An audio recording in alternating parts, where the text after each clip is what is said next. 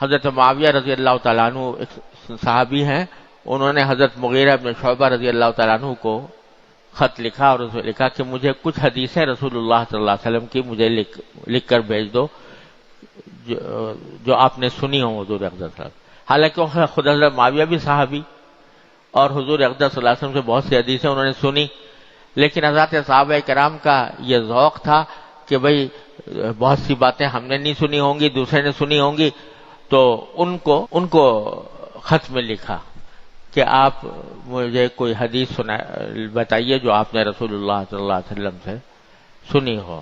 تو انہوں نے ایک حدیث لکھ کے بھیجی کہ ان اللہ کرہ لکم القیل والقال واضاعۃ المال وکثرۃ السؤال او کما قال صلی اللہ علیہ وسلم، کہ اللہ تبارک و تعالی تین چیزوں کو بہت ناپسند فرماتے ہیں۔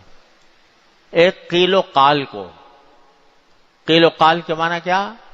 فضول بحثیں جس کا نہ دنیا میں فائدہ نہ آخرت میں فائدہ، ایسی بحثیں جن کا کچھ فائدہ نہیں ہے، وہ قیل و قال۔ اور یہ جتنی ایسی بحثیں ہوتی ہیں نا، خاص طور سے ہمارے معاشرے کے اندر سیاست پر گفتگو چل رہی ہے، آئندہ کیا ہونے والا ہے اس کے اوپر تبصرے، یہ ہوگا یا نہیں ہوگا، یہ واقعہ پیش آئے گا یا نہیں پیش آئے گا، ایک کام چل رہا ہے اس میں وہ ہوگا۔ ارے بھائی تمہیں مستقبل کی کیا خبر کہ کیا ہوگا؟ اللہ تعالیٰ ہی بہتر جانتے ہیں۔ فلاں شخص جو ہے وہ گرفتار ہوگا کہ نہیں ہوگا، اس کے اوپر مقدمہ چلے گا کہ نہیں چلے گا، ملک سے باہر جائے گا کہ نہیں جائے گا، یہ بحث اور اس کے اوپر دلائل اور اس کے اوپر۔ اچھا بھائی اگر تمہیں کوئی علم غیب آ گیا اللہ تعالیٰ کی طرف سے، کوئی وحی آ گئی ہے، اس کی بنیاد پر یہ بحث کر رہے ہو، تو آگے کی ایسی باتوں پر کہ جن کا علم سوائے اللہ تبارک و تعالیٰ کے کسی کو نہیں ہے۔ کیوں بھائی؟ کیا جب رمضان آتا ہے، عید آتی ہے، کیا خیال ہے آج چاند ہو جائے گا یا نہیں ہوگا؟ تو یہ آپس میں یہ موضوع بحث ہے، اب اس کے اوپر گفتگو ہو رہی ہے۔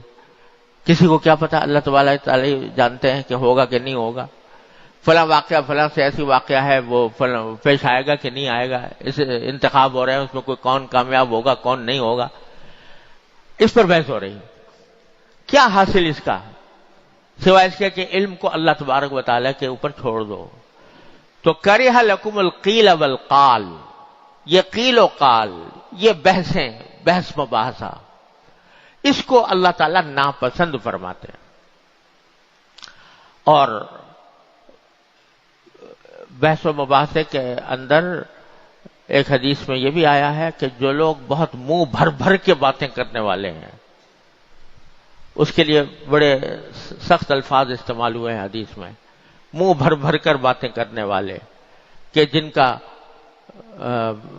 جو اپنی فصاحت و بلاغت اور اپنی آتش بیانی اور شعلہ نوائی کے کو ظاہر کرنا چاہتے ہیں، المتشدقین المتفیہقین حدیث میں اس کے لیے الفاظ آتے ہیں، وہ اپنی فصاحت و بلاغت اور اپنے زور کلام کو ثابت کرنے کے لیے بحثیں کرتے رہتے ہیں، تو وہ سب قیل اسی میں داخل۔ ان اللہ کرہ لکم القیل والقال، تو فضول بحثیں یہ ناپسند ہیں اللہ تبارک۔ ان اللہ کرہ لکم القیل والقال واضاعۃ المال، اور مال کو ضائع کرنا، جو بھی کوئی چیز اللہ تبارک و تعالی نے عطا فرمائی ہے تو اس کو، وہ اللہ تعالیٰ کی نعمت ہے، اس کو ضائع کرنا، اس کو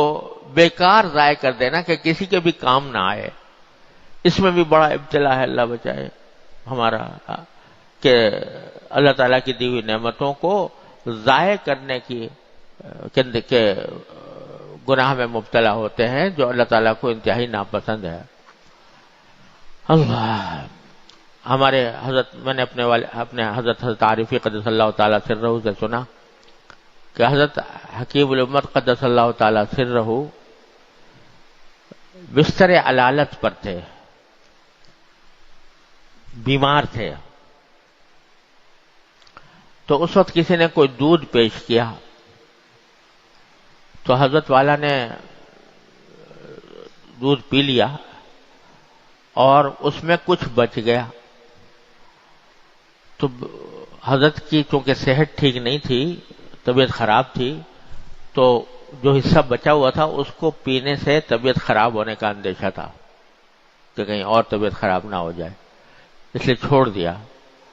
تھوڑا سا رہ گیا تھا. تو کوئی اللہ کا بندہ آیا، اس نے دیکھا کہ تھوڑا سا بچا ہوا ہے تو اس کو پھینک دیا، حالانکہ تھا بہت تھوڑا سا تھا. تو حضرت نے فرمایا کہ اللہ کے بندے تم نے یہ اس کو ضائع کر دیا. ارے بھائی، بلی کو پلا دیا ہوتا، طوطے کو پلا دیا ہوتا، یہ اللہ تعالیٰ کی نعمت ہے. پھر فرمایا کہ جن نعمتوں کے اجزائے کثیرہ سے تم فائدہ اٹھاتے ہو، ان کے اجزائے قلیلہ کی بھی قدر کرو. یعنی جو بہت سارا چیزیں تم کھاتے ہو، پیتے ہو، استعمال کرتے ہو، فائدہ اٹھاتے ہو، تو اس کی جو تھوڑی سی مقدار ہو اس کی بھی قدر کرو اور اس کو ضائع کرنے سے بچاؤ، ضائع نہ ہونے دو. تو حضرت حکیم الامت قدس اللہ تعالیٰ سرہ کے ہاں تو اس درجہ اس کا اہتمام تھا کہ اس زمانے میں جو خطوط حضرت کے پاس آتے تھے تو اس کے لفافے ہوتے تھے، حالانکہ وہ مستعمل ہوتے تھے، لیکن حضرت اس کو الٹا کر کے اور پھر دوسری مرتبہ بھی استعمال کر لیتے تھے، الٹا کر کے چپکا دیتے، دوبارہ استعمال فرما لیتے. کہ جو کوئی بھی نعمت ہے اللہ تبارک و تعالیٰ کی، وہ چاہے چھوٹی ہو یا بڑی ہو، وہ قابل قدر ہے، اس کو ضائع کرنے سے بچنا چاہیے. اس میں ہم لوگ بھی بہت ابتلا ہے، اللہ تعالیٰ معاف فرمائے. کھانا کھانے کے اندر اتنا نکال لیا جو کھانے کی طاقت نہیں ہے، اور جو بچ گیا تو وہ ضائع ہو گیا. ارے بھائی، اتنا نکالو جتنا کھا سکتے ہو، پھر اور ضرورت پیش آئے تو اور نکال لو، لیکن اکٹھا نکال کر بہت بچا دینا اور اس کو ضائع کر دینا، یہ اللہ تعالیٰ کی نعمت کی ناقدری ہے. تو دوسری چیز فرمائی کہ اللہ تعالیٰ ناپسند فرماتے ہیں مال کے ضائع کرنے کو. وَكَثْرَةَ السُّؤَالِ، اور سوالات کی کثرت کو. سوالات کی کثرت یعنی بے فائدہ سوالات. جہاں ضرورت ہو تو وہاں تو آدمی کو پوچھنا ہی چاہیے. حدیث میں نبی کریم صلی اللہ علیہ وسلم نے فرمایا کہ انما شفاء العی السؤال، پیاسے کی شفا سوال سے ہوتی ہے. یعنی اگر کسی کو کوئی بات معلوم نہیں ہے، کوئی شرعی مسئلہ ہے معلوم نہیں ہے، دوسرے سے پوچھے. فَاسْأَلُوا أَهْلَ الذِّكْرِ إِن كُنتُمْ لَا تَعْلَمُونَ. لیکن فضول کے سوالات جن کا کوئی دنیا میں فائدہ نہ آخرت میں فائدہ، یہ کثرت سوال کو بھی اللہ تعالیٰ ناپسند فرماتے ہیں. یہ حدیث لکھ کر بھیجی حضرت مغیرہ بن شعبہ رضی اللہ تعالیٰ عنہ، حضرت معاویہ رضی اللہ تعالیٰ عنہ کو.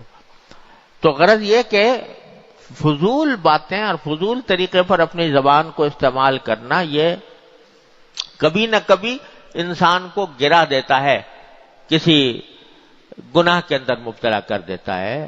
اس واسطے حضرت فرماتے ہیں کہ جو بات بھی کہو تو ذرا سا سوچ لیا کرو کہ یہ بات کہنے کی ہے یا نہیں، اس کا کہنا مناسب ہے کہ نہیں. اس کو اگر مناسب معلوم ہو تو کہو، ورنہ نہیں.